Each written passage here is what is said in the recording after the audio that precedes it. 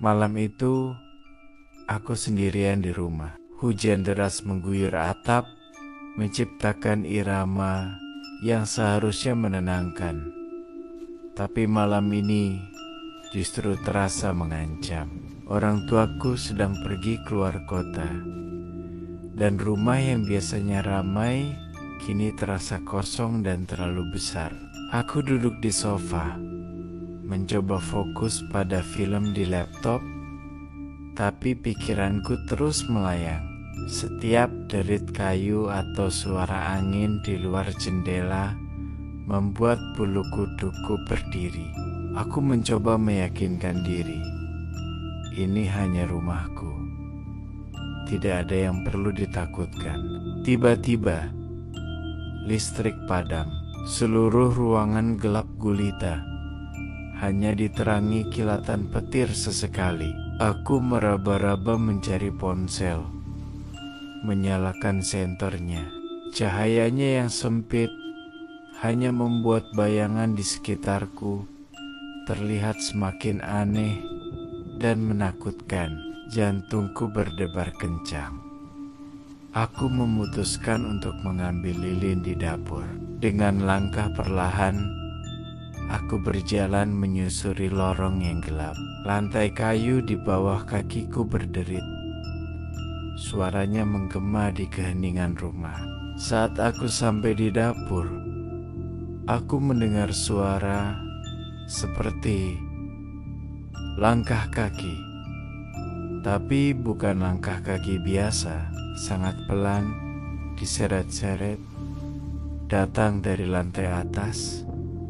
Aku membeku. Mungkin hanya imajinasiku, mungkin hanya tikus atau suara rumah yang beradaptasi dengan perubahan suhu. Aku mencoba berpikir rasional, tapi rasa takut sudah terlanjur menjalari seluruh tubuhku. Aku mengambil beberapa lilin dan korek api, lalu menyalakannya dengan tangan gemetar. Cahaya lilin yang berkedip-kedip sedikit menenangkanku. Aku kembali ke ruang tamu, berusaha mengabaikan suara-suara aneh itu. Aku duduk lagi, memeluk lututku erat-erat. Tiba-tiba, aku mendengar suara itu lagi. Kali ini lebih jelas. Suara seretan dari lantai atas, tepat di atas ruang tamu. Seolah-olah seseorang sedang menyeret sesuatu yang berat. Lalu hening, keheningan yang jauh lebih menakutkan daripada suara tadi. Aku menahan napas. Telingaku berusaha menangkap suara sekecil apapun. Lalu terdengar suara pintu kamar tidur. Orang tuaku berderit terbuka. Pelan sekali. Aku tahu betul suara itu. Pintu itu selalu berderit seperti itu. Tapi seharusnya tidak ada siapapun di sana. Aku tidak berani bergerak. Aku hanya bisa duduk diam, menatap ke arah tangga yang gelap. Apa yang harus aku lakukan? Haruskah aku bersembunyi? Haruskah aku lari keluar rumah menembus hujan badai? Mataku terpaku pada puncak tangga, tempat kegelapan paling pekat. Dari kegelapan itu, aku melihat sesuatu, sebuah bayangan yang sangat tinggi dan kurus, berdiri diam di sana. Bukan bayangan dari perabotan, bentuknya seperti manusia. Jantungku serasa berhenti berdetak.